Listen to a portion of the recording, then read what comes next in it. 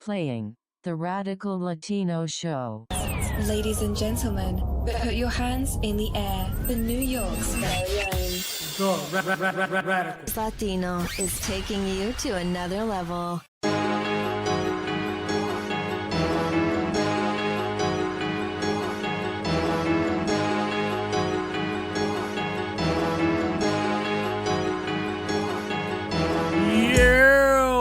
Welcome back, my people. Welcome back to another episode of the Radical Latino Show. It's your host, the Radical Latino. What is poppin', my people? I hope you guys had a great weekend. I hope it wasn't getting too crazy. It's getting cold out there. It's insane. You know what I'm saying? So you already know the snow's about to start coming. So just for the people in the East Coast like myself, we gotta be prepared, you know what I'm saying? But how was y'all week been? You know what I mean? My week's been crazy. You know, here and there. A big shout out to my cousin. He listens to the podcast. Big shout out to him. Happy birthday to you, homie. You know, we celebrated his birthday and shit. So, you know, shout out to you. For the just one thing real quick. Don't ever try vegan cake. That's all I gotta say. So shout out to you. Jesus Christ. That vegan cake, man. I want to give you guys a few updates on what's going like, you know, about me or whatever the case is, what's going on and all that. First of all, I'm gonna start doing some, you know, Instagram lives every Saturday. I'm gonna see if I could try to do that. At least at night, like around 8 p.m., 9 p.m. Eastern. You know, I'm gonna see if I could try to do that. Try to go live every Saturday, and you know, so I could talk to people, you know, on my Instagram. So if you guys are listening, and you guys are not listening, and you're not following me on Instagram, I don't know what y'all doing. Y'all fucking up. Go follow me on my Instagram, because I'm gonna start going live, and I'm gonna start, you know, talking about things that pertain, you know, to us and all that, and you know, just extra content for my people out there. And mind you, this is gonna be every Saturday, so you guys have a whole day to either watch it or whatever until it disappears. You know what I'm saying? First of all, a huge shout out to Brujo. I actually interviewed Brujo a couple of episodes ago. You know what I'm saying? So a big shout out to him. He has been, like everybody else, every other person who goes against white supremacy, who exposes white supremacy, we've always been targeted by these big social media companies like Facebook, you know, they call them Fedbook. Instagram, the same thing associated with Facebook, you know, they got bought out and all that. So they want to silence our voices. They want to silence us from actually speaking out, you know what I'm saying? So the thing is, Brujo, he's a type to actually go out and start exposing these people left and right, you know. And since they took out his page to the point where he got another page up, and that shit got taken down like less than a couple of hours, you know, it sends a message. It sends that the part where people don't like the hate, people who want to speak out against white supremacy, is not welcome. So that means the opposite must be true, that white supremacy is welcomed. You know what I'm saying? So, you know, we gotta really figure out, you know, where we stand and stuff, because in the end of the day, we don't have a social media of our own. You know, Black and Latin people, we don't have our own social media. You know what I'm saying? We're basically reliant on the dominant society. You feel me? We're pretty much relying on the dominant society. So Brujo actually has a Twitter, so I'm gonna actually link it in the bottom, and I'm gonna link it in the bottom so you guys could follow him or whatever the case is. And you know, big shout out to Brujo. You know, he goes on Twitter, Brujo, Catracho Brujo. You know, so shout out to him. You know, he's a family. And before all of that, I want to give a huge shout out to all my IG, Twitter, and YouTube family. I want to give a huge shout out to Chaotic.limited. This brother sends me literally everything that I talk about, every topic and news coverage. Either I get it from him or he gives me more information. So a huge shout out to him. Also, remember guys, you guys could, you know, hit me up at any time on, you know, on my DMs. You know what I'm saying? So remember that. So another big shout out to the Theraechness. You know, she always is working out and tagging me on her story. So big shout out to her. You know, she's a listener. I'm thinking about actually incorporating her in one of the episodes that I'm planning on doing. So if you're listening to this, you know, just let me know if you're cool with that. If not, then just give me some background details. That you already know. Me and you already spoke on, you know, on the DMs and all that. You know what I'm saying? So also another big shout out to Realfiosa. So you know, she's another homie. You know what I mean? Big shout out to her. Remember, all the names I'm gonna be, you know, dropping out here, you guys could go into the thing down below and just type in their name. You know what I'm saying? So you know, big shout out to these people. Also, a huge shout out to my Twitter family, to all my Twitter family, like Herculiankarate. You know, big shout out to him. You know what I'm saying? He me and him, we you know, we're in the same page. You know what I'm saying? So another shout out to Chakra Sandy. You know, big shout out to her. Another one that I interviewed, actually, a big shout out to Suede Centauro. You know, big shout out to him. You know what I'm saying?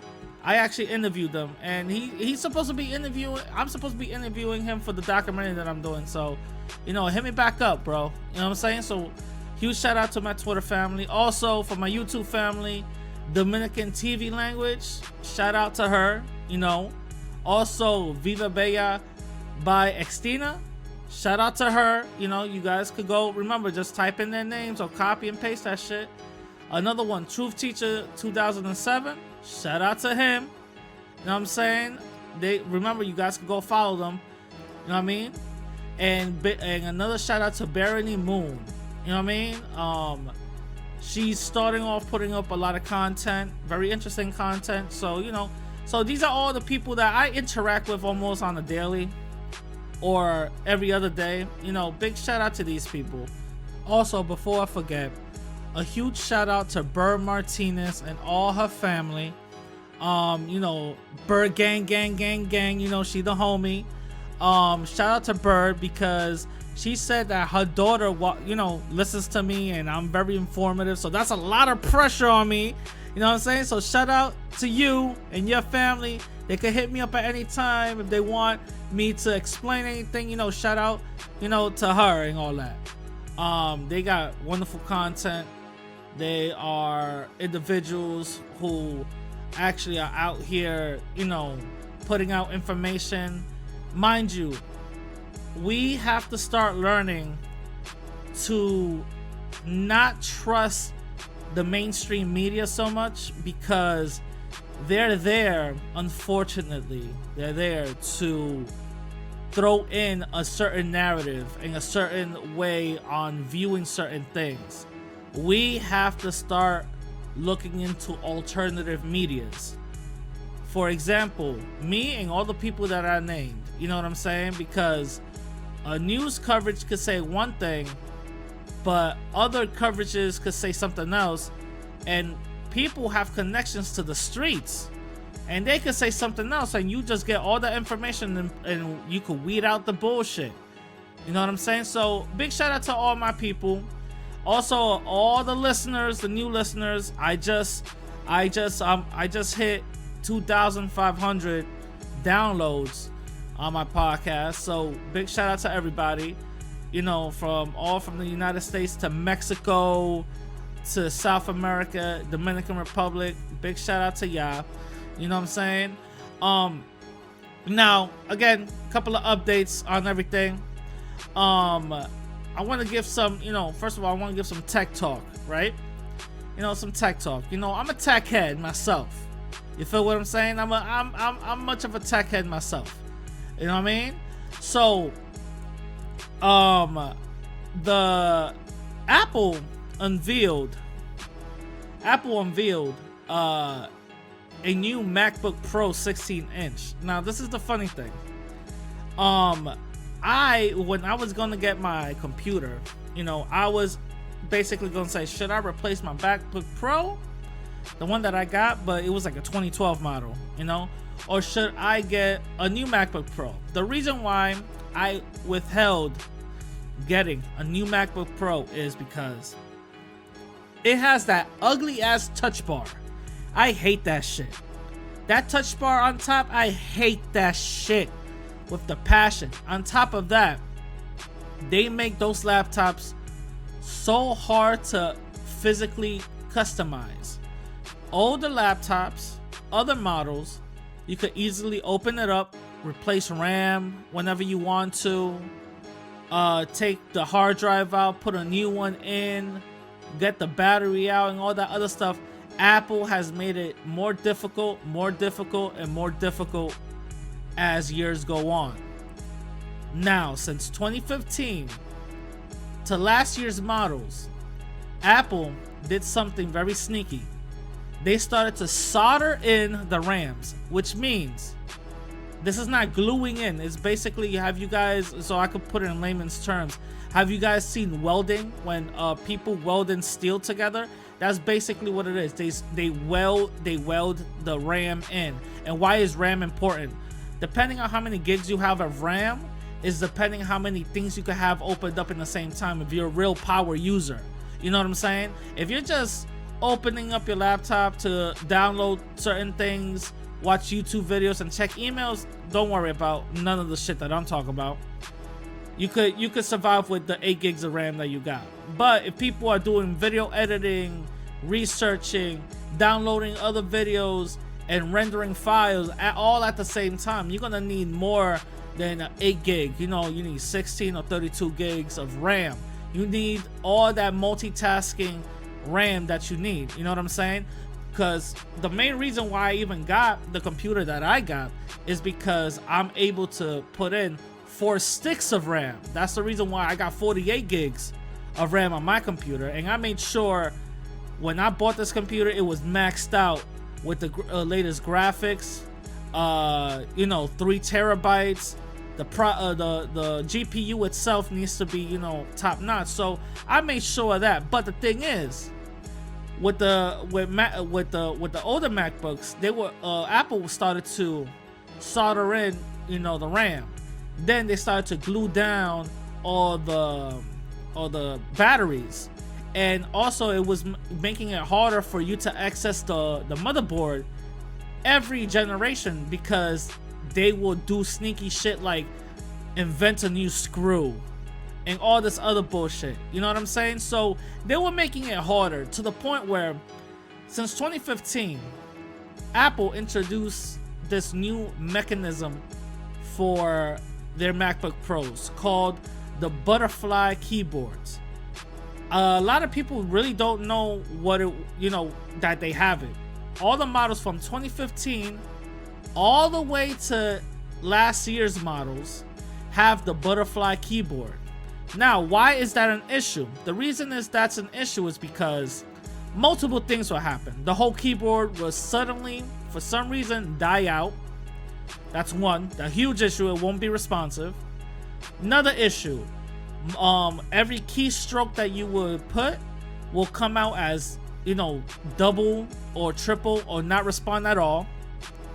Another thing that will happen, because they went from the scissor mechanism to the butterfly mechanism, another thing that will happen is dust and little debris of anything that you would eat would just so happen to be easily go into those crevices and spaces to the point where they would just damage some of these keys, like weirdly, to the point where it took them last year to actually admit that something went wrong.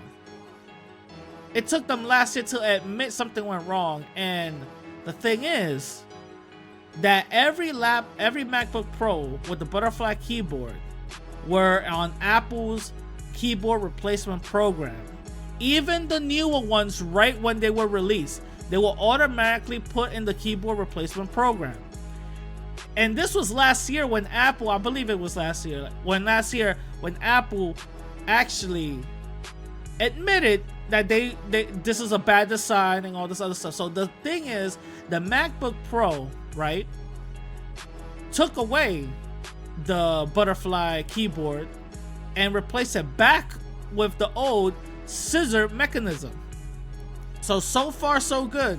You know what I'm saying? So far so good. The other thing that they did, they made it a little thicker, meaning that their fan speeds could speed up a little bit more faster now. And because it's more thicker, you have more space. With more space, you actually have more airflow, which means no more GPU internal throttling, because the older generations, they will have this effect where it will internal throttle and it will either crash every other like, you know, randomly, because some of the chips will get, you know, throttled so much because of heat and bad circulation that some of the chips will talk to one another and it would just crash. You know what I'm saying? So it was something insane. So they some software patches fixed it, but not all the way. So that's fixing that. Also, they put a huge battery in this shit. So, you know, Apple is doing their thing. You know, Apple's doing their thing. I'm a big component on the whole right to repair program. You know what I'm saying? Because back in the day, I used to fix computers. I'm not saying I used to solder some chips, but I used to open them up, do whatever with them, fix a couple of screens here and there, and all that other shit. I still got all my tools and all that whenever I do want to start back up again. But I used to do that shit, you know, get some money here and there. But Apple, I've seen that they've been going up and beyond, just trying to stop those type of individuals who want to go into the right of repair business, or who want to actually buy a product which is theirs, and they're making it difficult for people to get schematics, parts, and all this other shit just to repair the product that they have, because Apple wants them to go through Apple. You know, it's kind of fucked up. But at least Apple is listening to some of the complaints and they're fixing it. I don't know how easy this new MacBook Pro 16 inch is, but to repair, I don't know how easy, but at least they're hopefully they're swinging the good way. You know what I'm saying? Now, on another side of tech news, Disney Plus was released this week, and oh my baby Jesus Christ, did I get excited off of it? Yes, I did. Right when it got released, I went and got the first week trial from it, which I really don't care because I was gonna buy the shit anyway. You know what I'm saying? And the thing is, it has a lot of content. It has a lot of content. I don't know, I might show my age right now, but it has a lot of content. And I don't know, just researching some shows that they had. Disney Plus literally has every show that you either grow up on or seen here and there or want to see again. They have literally everything. They had the old X-Men, you know, when Wolverine is wearing yellow, you know what I'm saying? They got the old Spider-Man on that shit. They got Spider Blood, and that shit is crazy how they got Chippendale, Tailspin, Darkwing Duck, Gargoyles. Yo, I was feeling so nostalgic. I don't know if I'm probably showing my age now, but I was feeling so nostalgic. I was like, oh shit, you know what I'm saying? and they got movies that already came out in theaters. You know, they got like Dumbo, they got Lady and the Tramp didn't come out in theaters, but they got, you know, Lady and the Tramp and all that. And I believe they're gonna put, you know, Lion King and stuff. So now this is the thing, is Disney Plus worth it? For me, I'm gonna say yes, because, you know, I'm a bit of a geek, and that nostalgia feeling kind of, you know, got me head over heels for it. And I'm literally watching every episode of X-Men, Spider-Man, what else, Darkwing Duck, you know what I'm saying, Gargoyles. I'm watching literally every episode of that, and even watching some of the new stuff like the Jeff Goldblum one, the Mandalorian. I'm not into Star Wars, but for some reason that Mandalorian, yo, show, that shit is fire. And it doesn't feel like a show. That Mandalorian show feels like it's a legit movie. And I'm not into Star Wars whatsoever, but the shit feels like a legit movie. Like they didn't take no stops. I'm dead serious. There's no stops on that shit. Like the shit looked like it came from the movie straight up. And you know what I'm saying? Like, this shit it doesn't look cheap. You know what I'm saying? How some of these TV shows that's with like The Flash, it looked alright, but it looks kind of cheesy. It doesn't seem like they did all of that. They were like, they went all out. And they were like, fuck it, we're gonna make this shit like a fucking movie. You know what I'm saying? The shit is tough. Now, some people might not think it's worth it. Now, I'm gonna agree a little bit. It might not be worth it. To me, it is. If you're, you know, part of the nostalgic type of thing, if you want to watch, you know, Aladdin one more time, or The Nightmare Before Christmas one more time, go right ahead. Some content, I'm gonna say some, are not available yet because, you know, licensing deals, certain things is coming on later. You know what I'm saying? But if you guys are waiting either for all Marvel and all Star Wars and more original content, then I would suggest wait around mid 2020 and early 2021. That's when the floodgates open and all this new content is going to be coming in with Marvel Phase 5, I guess, or whatever, Star Wars, all original new content. Everything is going to be rushing in. So if you guys want to wait like that, then go right ahead and wait, and, you know, get the free trial, and if you guys like it, go right ahead. Now, I see this Disney Plus as a direct competitor to Netflix, obviously, right? Everybody's thinking about that. Everybody's saying that. They're like, yo, what is Netflix thinking? What is Netflix gonna do? Is Disney Plus gonna blockbuster Netflix? And the thing is, I think that if Netflix focuses on more with original content, you know what I'm saying? They should at least have a good chance, because they're doing some good shit. They got The Space Within the Shadow of the Moon.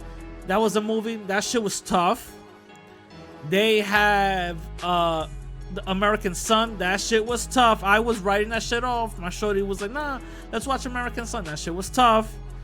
They got Raising Dion or whatever. That shit is tough. So more original content, you know what I'm saying? But the thing is, this is the thing with Netflix that a lot of people don't understand with Disney, with the power. Disney has a lot of original IPs. With a lot of original IPs, Disney could literally milk those same IPs multiple times, from reboots to offshoots to prequels. Look what they're doing with Star Wars. Damn near they have every other movie for every other character. You know what I'm saying? The character doesn't even have to be that interesting. They just will make either a movie or a show of some random alien dude just playing the flute.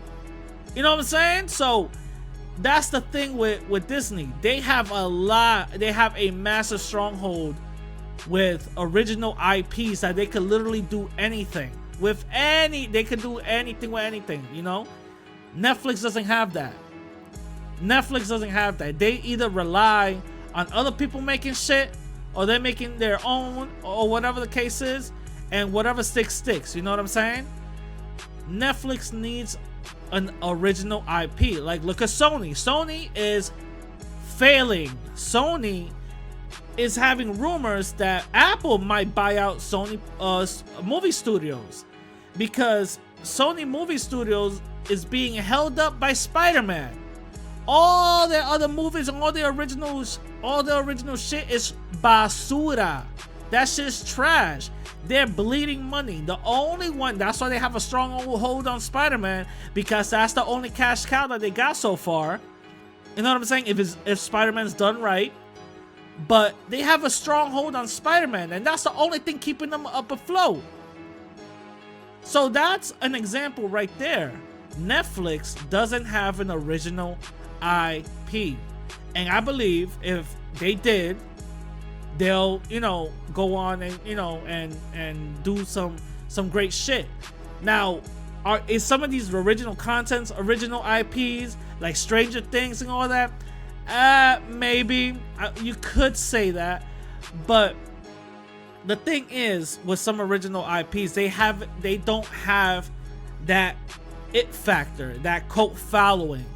You know, you don't really see a lot of people walking around, you know, quoting Stranger Things bullshit. You know what I'm saying? It hasn't grown from inception. You know what I'm saying? So that I don't really see all of that. You know what I mean? But that's what Netflix needs. Netflix needs an original IP, and it's gonna take a while, you know, for Netflix to go, you know, under, if that's the case, because they're gonna try to fight back. It's gonna take a while, but the thing is, Netflix is bleeding a lot of money to even get these contents acquired. They're bleeding a lot of money. This whole monthly subscription service, it's a good concept, but badly executed, because it doesn't hold any value with these streaming services. You know what I'm saying? For, you know, monetarily speaking, you know, you're paying a monthly fee, and you could literally watch anything that you want for a monthly fee, and each one of those things costs money to produce. So how are you recouping? How are you really recouping? You know what I'm saying? A lot of people haven't figured out this whole streaming thing, because it's something new. The music industry is trying to figure that out right now. You know, how do you equate a stream? You know, how is a stream tangible? You know what I'm saying? To the point where the music industry had to go and say, if one song gets streamed in multiple places 1 million times, that's considered like one sale. You know what I'm saying? So they're trying to figure this shit out. But, you know, shout out to, you know, Disney Plus. And also, one thing which is kind of funny, Disney Plus said the first day that when they came out, the first day they got 1 million users. I'm sorry, no, I read it wrong. Sorry. The first day that it came out, they had 10 million users. That gives me great insight, because now I know why their servers couldn't handle the whole load of people going in there at once, because my shit kept on crashing. Literally, my shit kept on crashing. A lot of people were having trouble going in there day one. You know what I'm saying? And the way I was thinking about it is, listen, if you guys have this service already, you guys have to have service already equipped to handle the traffic. 10 million people? Come on. You guys should have already knew this shit was gonna happen. You know what I'm saying? But, you know, shout out to Disney. You know, I'm getting it, and what I'm gonna plan on doing, I'm gonna plan on cutting off Amazon Prime and stick with Disney. You know what I'm saying? So hopefully, I'm gonna keep both, you know, Disney and Netflix, and see what happens. You know what I'm saying? Now, moving on to something else that happened this week. I put out a video on Theraechness titled Theraechness is a fake ADOS and FBA. And the dislikes, oh my god.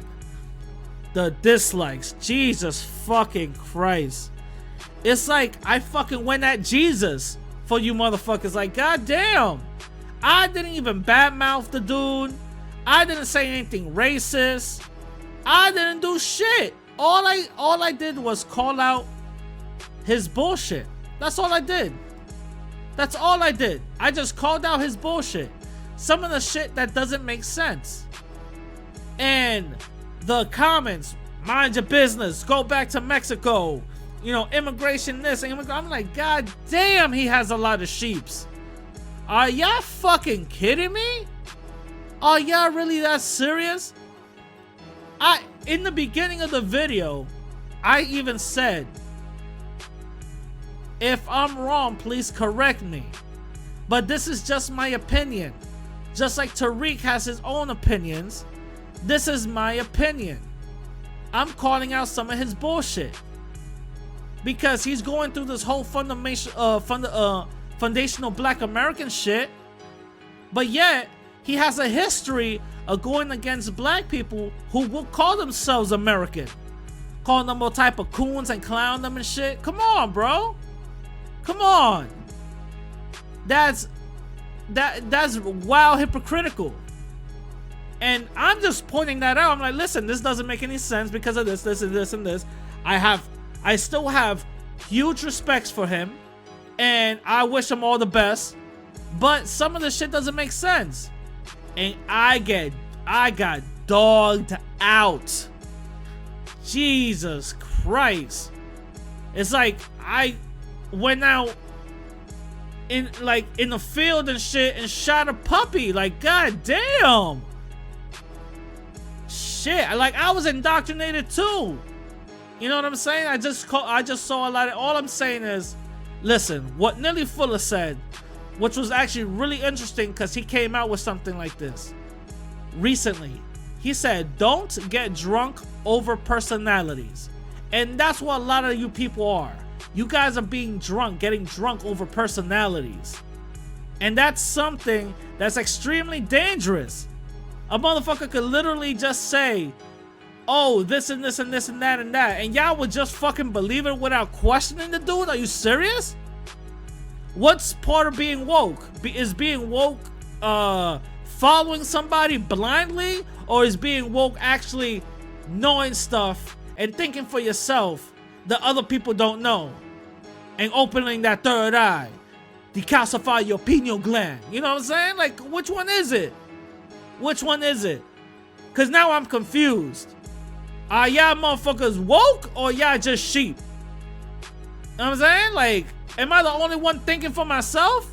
Like, come on, man. So, that's all I gotta say, you know what I mean? And also, I wanna give a update on my documentary. So, I'm still getting, people to interview. I'm still getting people on that. It's coming out great, you know what I'm saying? And it's a work in progress, you know what I'm saying? Like I said, I overestimated this whole thing. I really did not know this whole thing was gonna take this long. But you know what? I wasn't expecting to have any time period, and I really didn't care. You know what I'm saying? So the way I see it, I'll give you guys a time period once it's around 50% complete. Again, for those who might be new to this podcast, I'm doing a documentary based on the situation, not the situation, but the history and the condition between Dominican Republic and Haiti, and why the people are the way they are. It's going to be a 4-part mini documentary that's going to be free on YouTube. You know what I'm saying? It's going to be free on YouTube. And right now, I went through 4 or 5 graphic designers just to give me a logo and a movie poster, and I went through 5 of them. You know what I'm saying? I went through 5 of them. One of them didn't match up to what I wanted. Somebody else wanted like some scam. He was doing some scammy shit. Another person wanted money up front without me seeing some work. You know what I'm saying? I don't work like that. I don't work like that.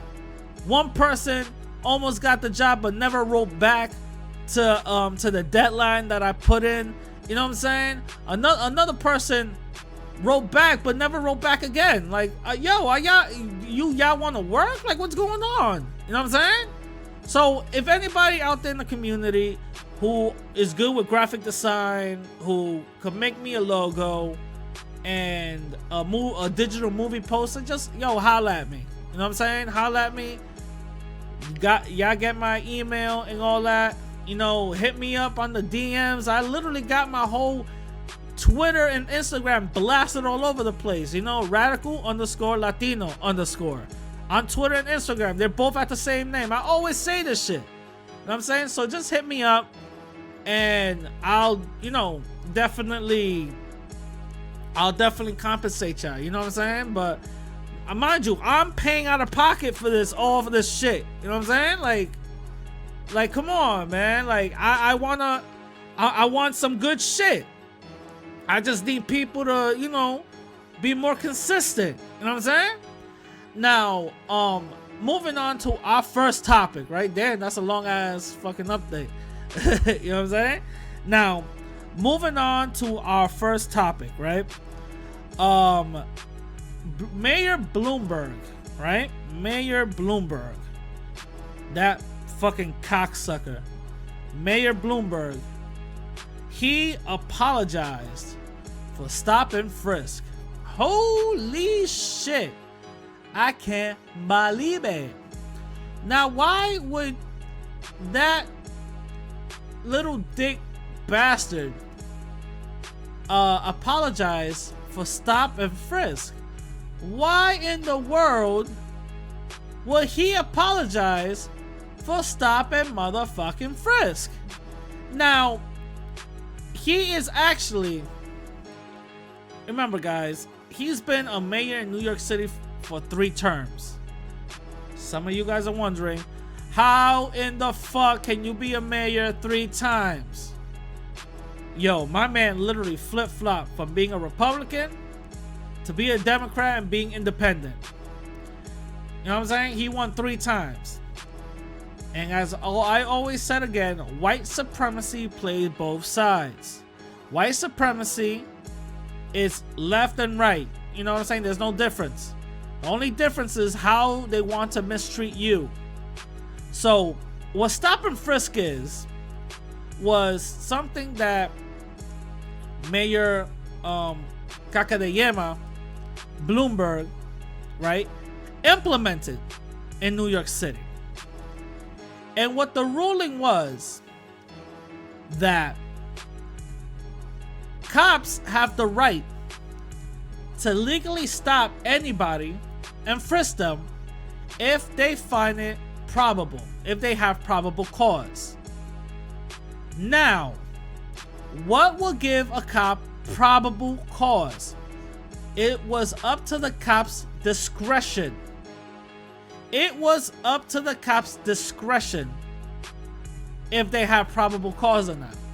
Now, you would have to think, what would give a cop probable cause to fucking search you?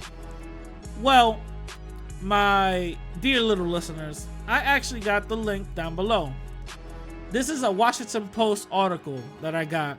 You guys literally could go to the link down below and you guys could read the article. Now, I'm going to go all the way down to where they have a little map of New York City. They have everything color coordinated. And the lighter blue is no stops, right? Nobody got stopped there. The darker reds everybody got stopped, right? Everybody got stopped. And you know, from the bottom, darker red, and the light blue, anything in between, even darker to darker red, you know, mad people got stopped. Now, this is very, very interesting, right? On this map, I want to focus on parts of the Bronx, like few parts of New York, of Manhattan, one part of Staten Island, and Queens of Brooklyn, right? Now, the Bronx is on top, on the top, right? Right above Manhattan. If you look right on the left-hand side of the Bronx is light blue. That's Riverdale. Believe it or not, that's Riverdale. So either nobody or a few people got stopped there, because that's all Jewish people up there. You know what I'm saying? In the middle of the Bronx, that's where Little Jamaica is, and you know, and all that. And you go lower. That's where Hunts Point, 3rd Ave, that's the South Bronx. Everybody and their mother got stopped, right? Now, you go to Manhattan, the northern part, which connects to the Bronx, that's Washington Heights. Everybody got stopped there. Lower than that, it's all Harlem. A little bit light blue, you know, but then it gets darker, and then it gets lighter again. So you already see the divide. It gets lighter, right? It gets really light. There's only one part in the middle of Manhattan that is like maroon red, and that's usually Times Square. Times Square, Herald Square, around there.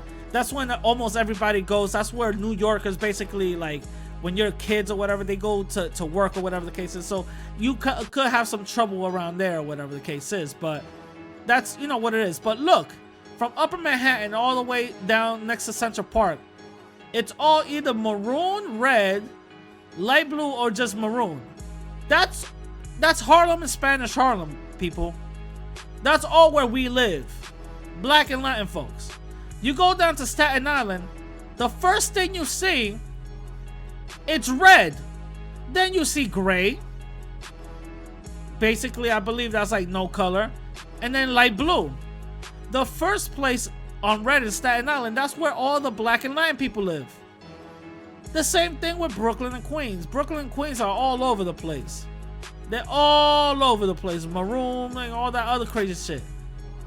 But very funny, all the way down from Brooklyn and Queens is Long Island City. Well, Long Island, actually.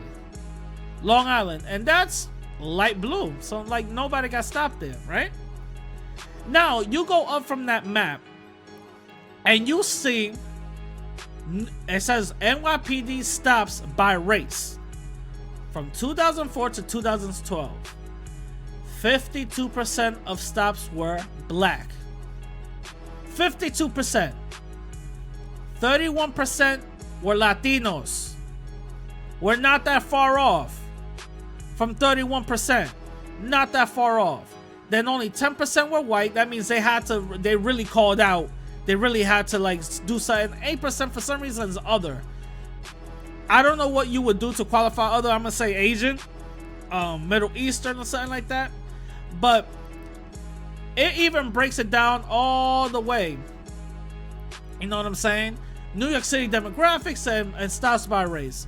31 Latinos, 53 black. You know what I'm saying? So you just go down, and then all the way down, which I found extremely interesting, was NYPD's low yield. You know what I'm saying? So basically, for black people, 2.3 million black people got stopped. 2.3 million. And for Latin people, 1.4 million. We're not that far off, mi gente. We're not that far off. From 2.3 million to 1.4 million, what is that telling you? Well, we're 1 million shy? We're not that far off. We are not that far off from black folks. We live in the north and all that, but guess what? These cops, they targeted us by race. And they saw exactly what it was. And they treated us as such. Now for white, listen, remember, we went from millions, right? White people, they didn't even get 500,000. They got 435,000. White people got 435,000. Now these are the white people that they were like out here, you know, really doing shit. You know what I'm saying?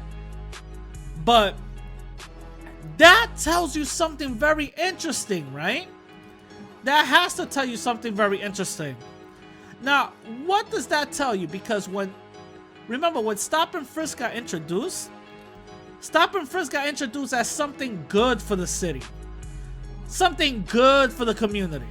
So you mean to tell me targeting certain groups of people based on where they live, based on, you know, race, ethnicity and all that, I'm going to target them? And the majority of the stops didn't result to any arrest. From that million stops, literally maybe a few, you know, couple like 50,000 resulted into arrests. But it mainly targeted black and Latin people. There are officers out here that I played previously on this podcast suing the city because they told them to target black and Latin people because those are the offenders. Go into their neighborhoods and target them. You're not supposed to go in there and enforce anything. You're supposed to target. This is what these officers are telling these other higher ranking officers are telling these officers. This is what they're telling them. Now, are you guys surprised that some of these kids are growing up not liking the police and all that? Come on. There's a reason for everything. It's a reason for everything. But Mayor Bloomberg, well, former Mayor Bloomberg, he apologized. And I got the clip right here. Up here in New York, former New York City Mayor Michael Bloomberg spoke at a New York church Sunday morning. He apologized for his stop and frisk policy during his time as mayor. Let's take a listen to that. I got something important wrong. I got something important really wrong. I didn't understand that back then, the full impact that stops were having on the Black and Latino communities. I was totally focused on saving lives, but as we know, good intentions aren't good enough. Now, I'm gonna say, go fuck yourself and eat a dick. You put that rule out there intentionally. Let's keep that real. He knew exactly who he was targeting and exactly what he was doing, to the point where the Justice Department had to step in. The Justice Department, the District Court Justice Department had to step in and say that this law was unconstitutional because it was affecting Black and Latin people. You heard it yourself. I didn't know the effects that would have with Black and Latinos. Shut the fuck up. Yes, you did. Because you saw us as the threat. Let's keep it real. Michael Bloomberg saw us as the threat. And all those other racist cops who targeted us saw us as the threat too. Let's not get that shit twisted, mi gente. That's exactly what it is. That's exactly how it always is. They see us as the threat. They see us as undesirables. They see us as something that aren't supposed to be here. We're just here because they allow us to be here. And if we get uppity at any point, they have no problem with telling us or putting us back in our place. This is something we gotta keep it real. We gotta keep it real. This is what it is. This is what it is. So now he's apologizing. Now you're gonna have to wonder why. Did he just wake up one day? Did he just wake up and say, yo, you know what? I really fucked up. Yo, this is some crazy shit. I'm sorry. Man, you know what? I had a change of heart. I had a change of heart and I fucked up. No, not at all. He wants to pander to our community. Why? Because he said it himself. He has plans for running for presidency. Now, the fact that this racist fuck did this in our community, why would he not run for president? Why would he not want to disenfranchise and fuck up other people's lives? Stop and frisk, that was just the beginning. What you think is going to happen next? What do you think is going to happen next? You know, at any point they could just come into our house. Fuck the 4th Amendment. At any moment they could just come into our house and just search us whenever they feel like it. Hey, you live in a neighborhood where it's crime ridden, might as well. Or you're black or Latin, fuck it, might as well. You know that law, stop and frisk, I got so used to that shit that I would literally carry my ID just to go out to the store. I had money in one hand, keys, and on my other I had my ID. Why? Because whenever cops will stop you and frisk you, they will ask you the first thing: where do you live? Do you have ID? You know what I'm saying? I got so used to it. Listen, I remember I got stopped 13 times, no lie. I got stopped 13 times in 1 week. And one of those times I got beat up by the police. My man got an ACG boot right in my face and all that because I didn't so-called comply. You know what I'm saying? So all of that shit just tells you that we live in a system of white supremacy. Regardless how you want to say it, show it, mask it on, put little cute words into it, we live in a system of white supremacy. The fact that they can make laws and then these chiefs of police are deliberately mishandling our constitutional rights just because we are not white tells you something. It tells you that we live in a system of white supremacy. The fact that they could literally make it a police state tells you we live in a system of white supremacy. All these other white supremacists like Alex Jones, all these little conspiracy little fucks, they always talk about, oh, the police state, the police state. They will literally, at a drop of a hat, go up against the government real quick. But with us, they're all for that flag. You know what I'm saying? We were really being targeted from the police state. And we were told to shut up and just take it. And now you got Donald Trump when he was running for his first campaign talking about he would bring stop and frisk back because it was something good that was happening. And he would do that in a federal level. How crazy is that? And Donald Trump is not a racist, right? Donald Trump is not a racist whatsoever. Vote for me. What will you lose? How crazy is that? A lot of people forgot that Donald Trump pardoned the Arizona sheriff for violating Latin people's constitutional rights. A lot of people forgot that. He pardoned that dude. The judge in that state said, if you continue to violate Latin people's constitutional rights, if they're immigrants or if they're not immigrants, you will be arrested. Donald Trump said, no problem, you continue on doing that shit, I'm a partner in you, don't worry about it. You're my guy. That tells you something. That tells you that we live in a system of white supremacy. We are not supposed to be walking around here caca and kiki and thinking everything's all good. No.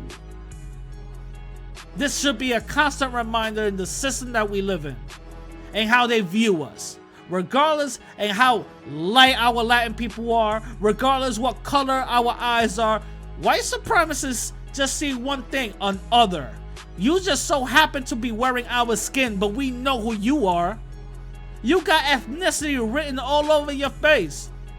You just so happen to be light-skinned. So what? You still an other to us. You know what I'm saying? That's what white supremacy sees you as.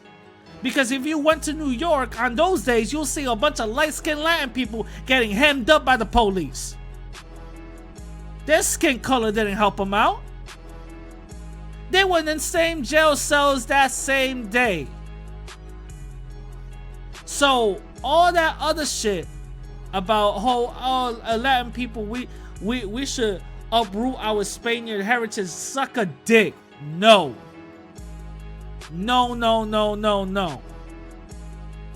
Because just because whatever we think in our mind will not resonate in real world benefits. The same way how the US, when they won the war against Mexico wondered why.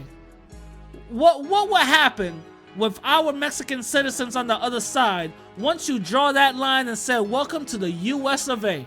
What will happen? They would say nothing will happen.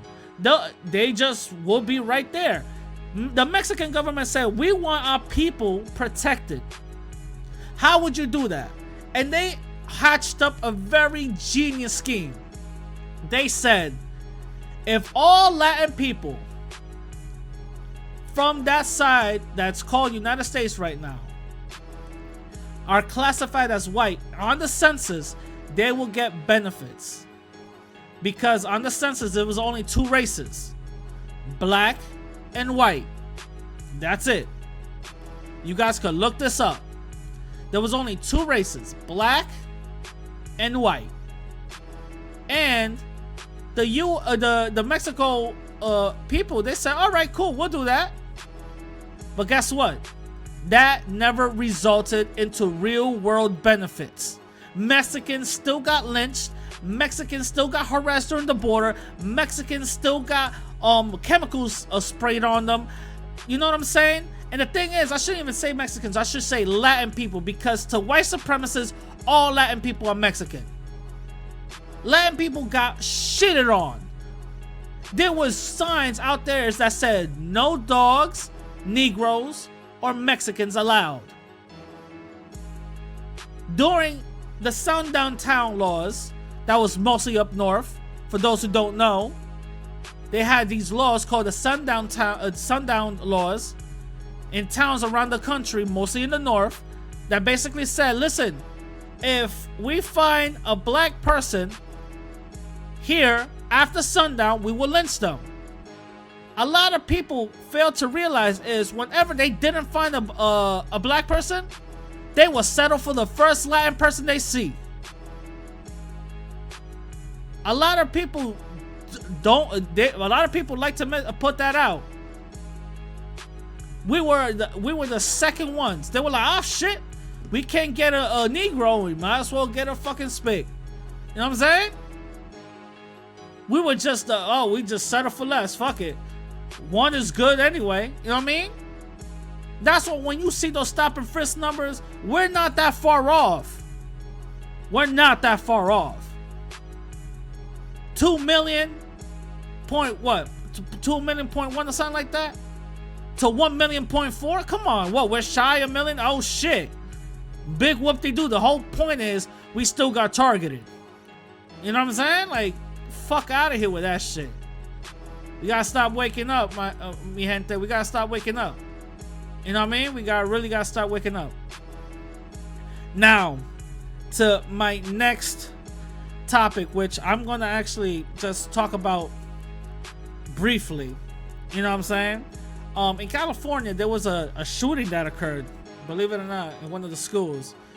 It was done by a white person. No, my bad.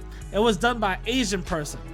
Apparently, my man went in, took out a revolver from his book bag, and started shooting up the people right next to him and shot himself in the face.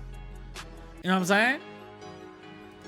Now, this is, very sad and all that, but something very, very, very interesting. Very interesting. Now, the shooter, he's a 16-year-old Asian kid, right?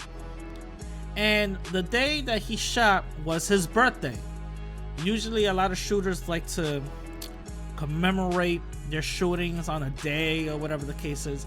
But something very interesting that I found doing my research, something very interesting. They showed his family and they said that his father passed away in 2017, December, right? And his father was a white man. Now, there's nothing wrong with white folks. I'm not saying anything about that. There's nothing wrong with white folks. But this raises the question. Was that white man indoctrinating him somehow on some violent path? Because there's pictures of this dude, hunting, having guns. When they did the search of his house, he had multiple guns, semi-automatic, some registered, some unregistered. You know what I'm saying? So my man had a whole army of guns. They're not saying how the father died though, but my man had a whole army of guns. And this is what I found. Mostly, a lot of white supremacists, they like to either lay up with Eastern European women or Asian women. Now, a lot of people don't know. A lot of Asian people, they have that racism. You probably do know, but there's something called Nazi chic, where Asian people wear Nazi attire, and they think it's like fashionable, and they actually go out, and do all that. Even Hitler said that Asian people are honorary Aryans. You know what I mean? So that's how deeply embedded Asian people are to white supremacy. You feel what I'm saying? So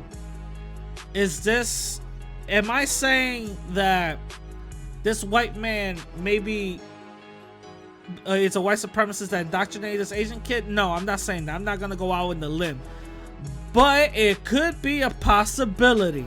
You don't know. Based on this whole world, you don't know. Based on some of the clues, you don't know. But my condolences go to the victims of this thing. The kid shot himself in the face and later died in the hospital.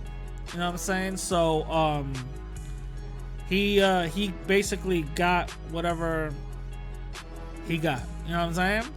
Now, moving on to the main topic of this episode, which is, what is white genocide? Now, some of you guys might be thinking, what the hell? White genocide? What the fuck is that? Some of you might not be thinking that, because y'all know exactly what it is.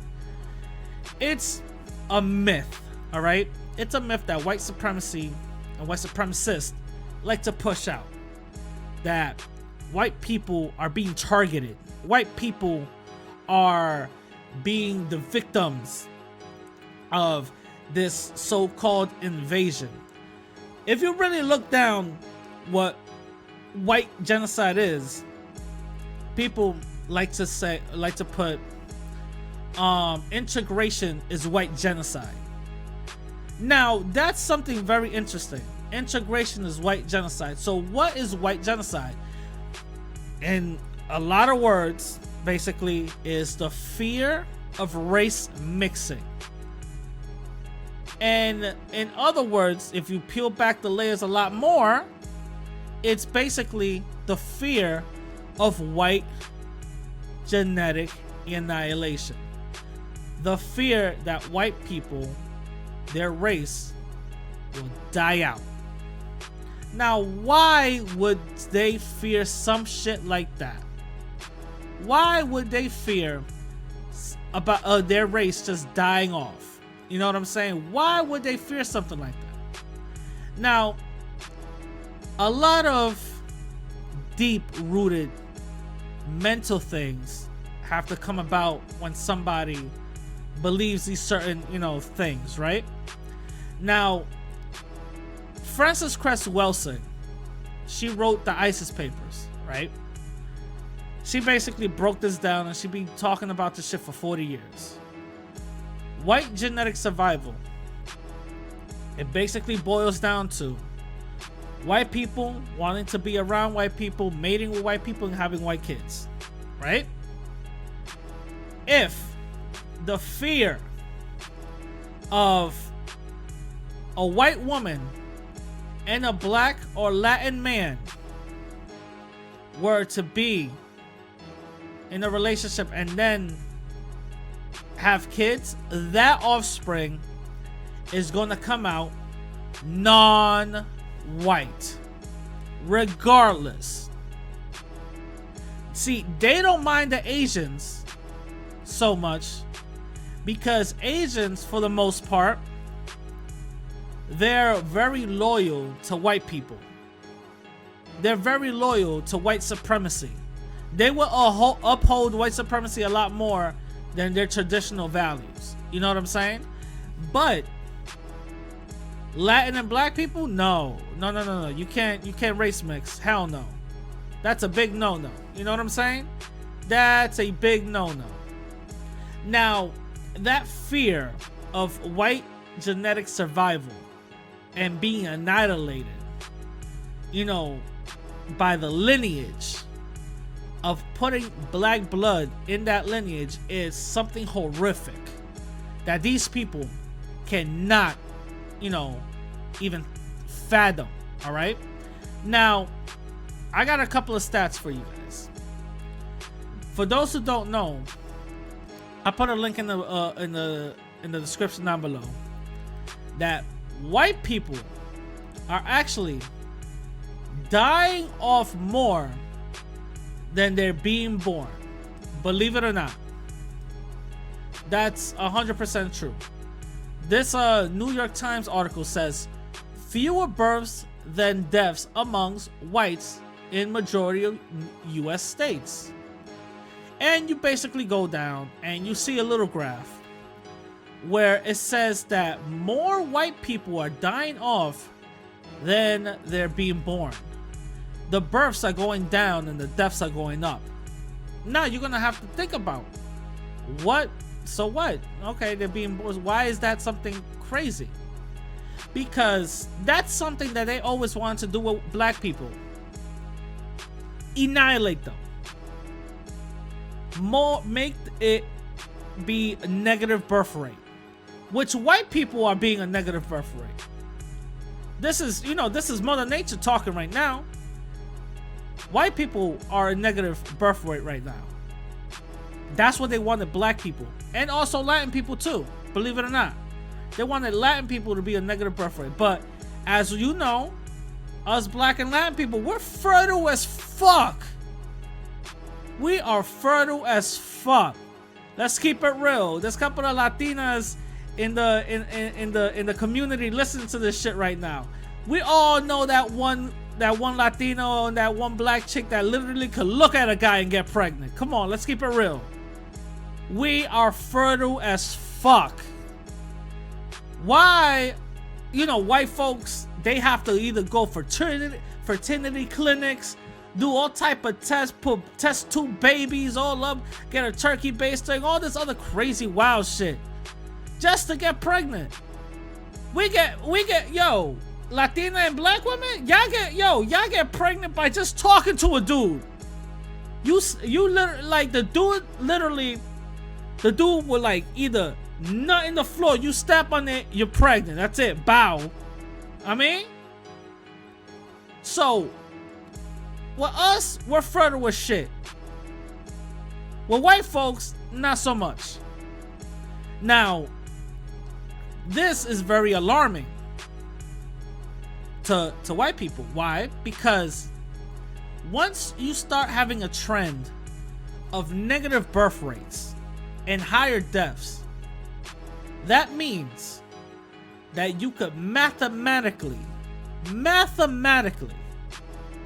calculate when that particular race will be extinct. Mathematically. That's the reason why a lot of these white people are going up and beyond and start to identify other races of people or ethnicities of people who were in a race as white, especially here in the United States. Muslims are considered white. Middle Easterns are considered white. All Latin people are considered white, so they could keep their numbers up. That's why they're always thinking about this shit in the back of their heads. This is something we have to understand, you know? So that's what they do. Now, in reality, the real white people, they're dying off. They're dying off fast. Now, some would say, why are they dying off fast? What is the implication of this shit? You know what I'm saying? Like, what is going on? Before I get into that, I want to give you guys... So, going into this article again. They talk about all the states that a lot of white folks are dying, like Maine, Vermont, Rhode Island, Massachusetts, Pennsylvania, New Jersey, Florida, North and South Carolina, Tennessee, Alabama, Oklahoma, California, Oregon, Nevada, Arizona, New Mexico. A lot of white people are dying all these other states. That's crazy. Now, in the bottom of this map, they say something very interesting. And I'm going to read a part of this, right? They said, the aging of the white population began in rural countries long before it ever took hold in the entire state. Maine County, a bare spread patch of eastern North Carolina, first experienced it in the late 1970s. In recent years, deaths has exceeded births amongst its black population too. Hispanics, which is Latinos, Hispanics is, also Latinos, make up less than 4% of the country's population. Now, why did they have to bogart black and Latin people into this whole death shit? You know what I'm saying? Why? Why did they have to? Because they want to make sure this shit is all inclusive. Yeah, black and Latin people, they're all dying off too. You know what I'm saying? Like, that. In reality, we're not. We are not. Because if that was true, they would have never made an article like this out. You know what I'm saying? They would have never made an article like this out.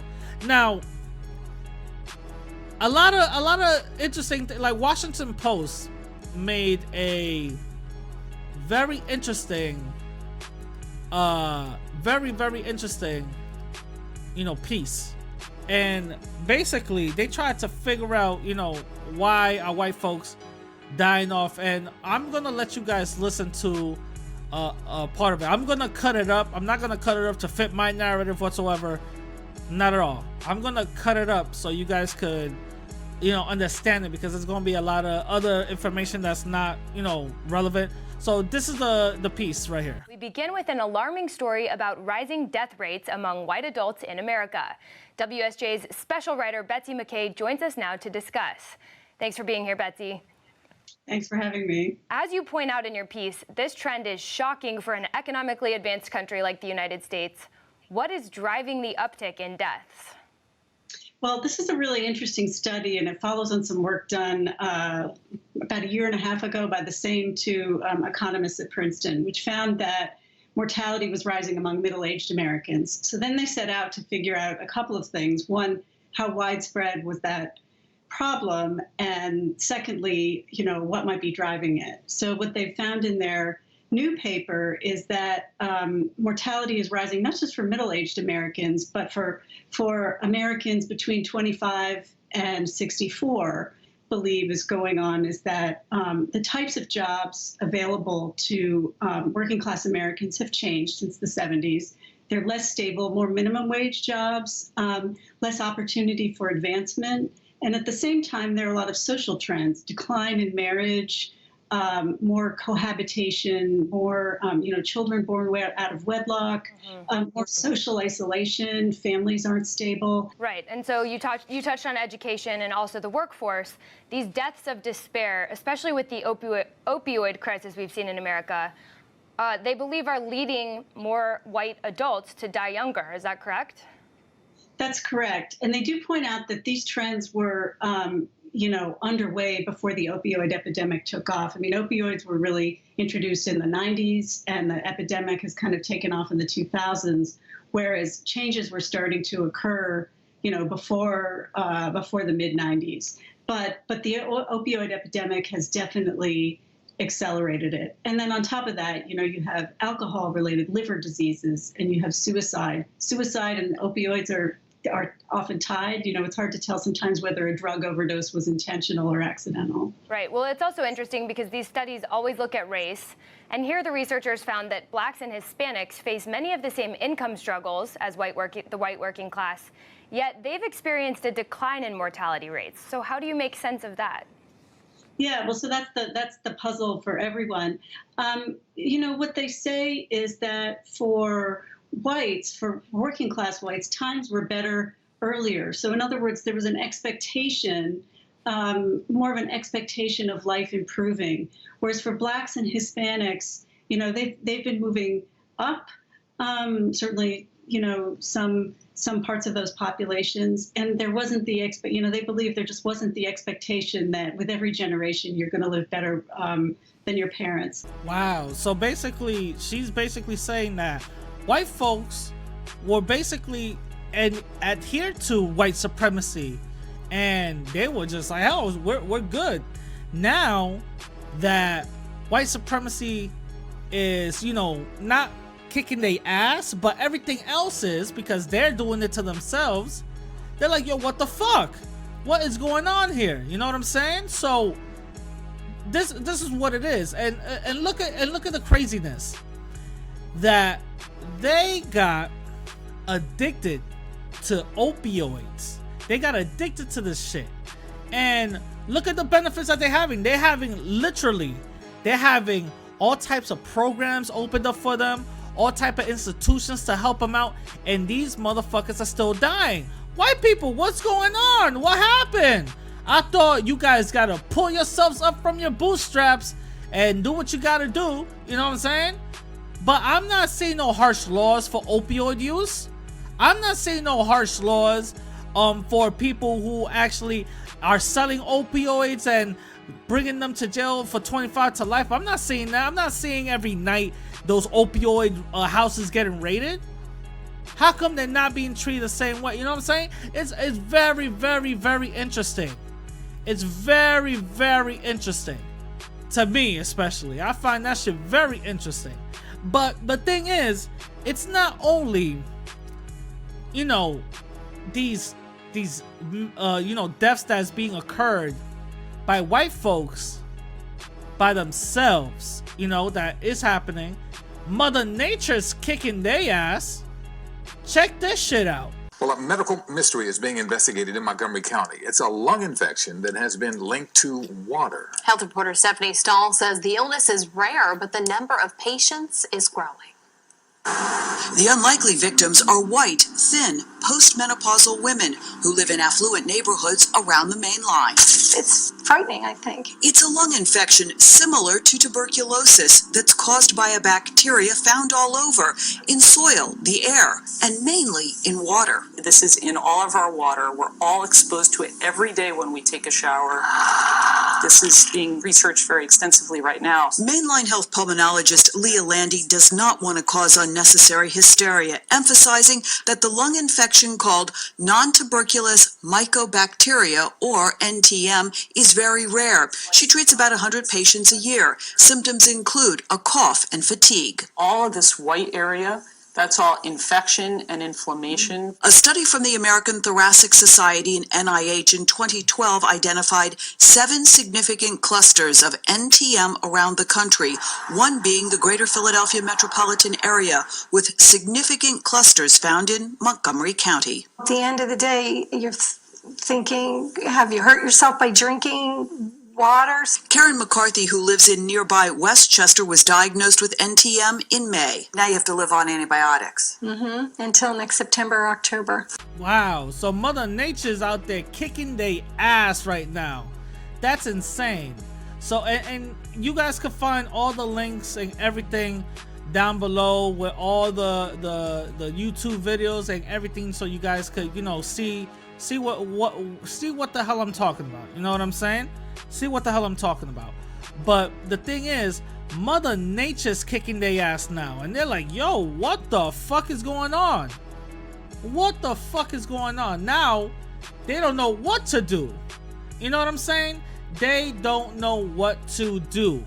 So this is what white genocide really means when white supremacists talk about white genocide, is because they want to have white genetic survival. That's what it is. It's white genetic survival. They want to make sure the lineage of the white race continues.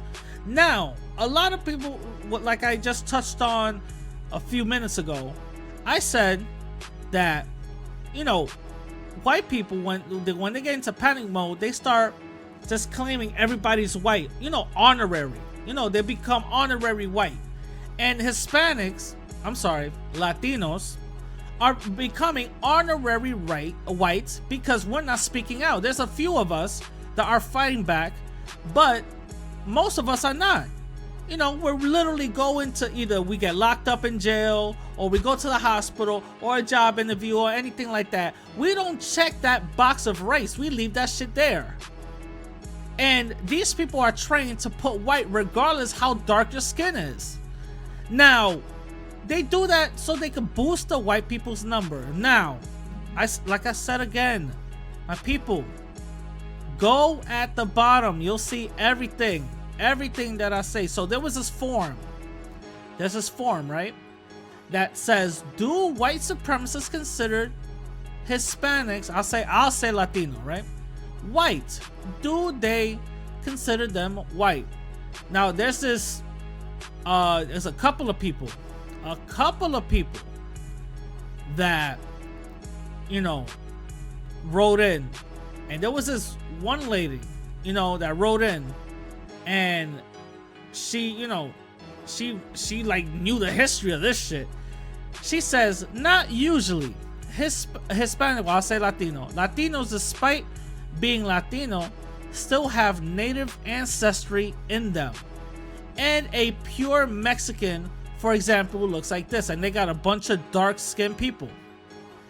A Latino, on the other hand, looks like this, and they got, you know, black, white, Anglo, some with you know, melanin in them.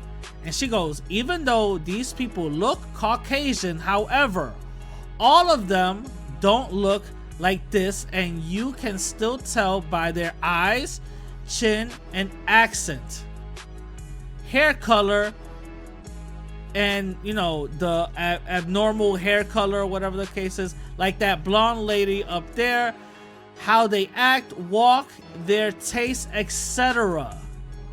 So for my Hispanic, for my Latin people thinking that you could pass for white, look at all the shit that she's saying to look out for. Look at everything she's saying to look out for. She's saying to look out for your eyes. Now, what do they mean by that? Look at your eyes. To a white supremacist, you have to have blue or green eyes to pass. Now there's a couple of black folks that have blue and green eyes. That doesn't mean anything. She said to look at the accents and the chin. You guys have to remember this. White supremacists go by the notion of the master race. You have to have a very strong, profound chin, blonde hair, blue eyes, white as the driven snow, skin. If you don't have that, automatically they know you're not white enough. And she goes on to basically differentiate, abnormal hair color, how they act, walk, their taste, etc. You know what I'm saying? So do white supremacists consider Latin people, what, a small portion of them, but whenever they think that or not, if they're not Caucasians, most of them can give a crap less. You still have native ancestry in them, and if they're like that, it's most likely they'll have hate towards you no matter how European you look. You know what I'm saying? You know what I'm saying? And she goes, sometimes though, Latin people have a better chance of living without being mistreated, as bad as some other people, in the picture, blah, blah, blah. She just goes on, we still get mistreated. But look at that. These are white supremacists basically, talking about, hey, listen, this is how to differentiate a Latin person. This is how you gotta really see them. Do they consider them white? No. No, the fuck we don't. Regardless how white you are, look at your accent. Look how you walk. Look what your tastes are. You know what I'm saying? We have to be real. We gotta get, mi gente, we gotta get away from that shit. This is what white genocide looks like. This is what they think. And they practice this shit every single day. Every single day. And this is something we automatically have to get a hold to and understand. There's another one. Like, Latinos aren't racially homogenous, so of course white supremacists won't consider, say, black from Dominican Republics to be white. However, apparently some white supremacists do accept white Latin people. A Google search revealed the storefront that has a page in Spanish and Portuguese, and but look what she says. But believe it or not, there are apparently non-white Latin people who have joined the alt-right hate groups. All right. The thing is, some white people who do go into white supremacy are from Spain. Mind you, these white supremacists, they're dumb. You know what I'm saying? These white supremacists, they're stupid. They think they're talking about, talk English, boy. Come here and talk English, boy, and all this other bullshit. When, Spanish is another European language, you know what I'm saying? But it is what it is. But that's what basically the whole crux of this white genocide is, protecting the white race. That's all it is. That's all it is. It's nothing more, nothing less. You know what I'm saying? Nothing more, nothing less. Now, I hope you guys enjoyed the episode. You guys can follow me on Instagram and Twitter at the same name, radical_latino_, and support your boy, man. Support your boy on Cash App at $radical, one word, Latino, one word. You know what I'm saying? Support your boy, send your boy $1, $5, whatever you feel. You know what I'm saying? And everything that I talked about is going to be under the link down below, or in the details on the podcast and stuff like that. You know what I'm saying? And I'm going to catch you guys later.